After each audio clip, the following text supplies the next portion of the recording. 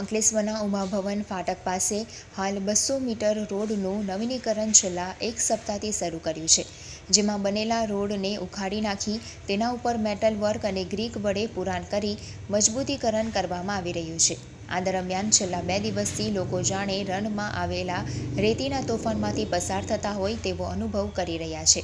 ગત રોજ પડેલા વરસાદ બાદ ત્યાં જમીન અને માટી આકરી ગરમીમાં સુકાઈ જતા ધૂળ ઉડી રહી છે.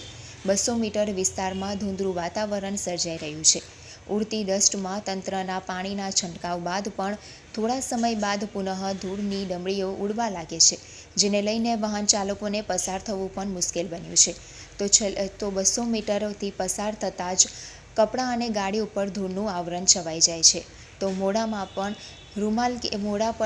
રૂમાલ કે હેલ્મેટ ના પહેર્યું હોય તો મોઢામાં પણ ધૂળને જવાની દહેશત સાથે આરોગ્ય ઉપર પણ ખતરો ઊભો થઈ રહ્યો છે. ત્યારે ઇજારદાર દ્વારા સતત પાણીના છંટકાવ સાથે રોડની કામગીરી ઝડપભેર પૂર્ણ કરવામાં આવે તે જરૂરી બન્યું છે, તેમજ ટ્રાફિક સમસ્યાનું પણ નિવારણ કરાઈ શકાશે.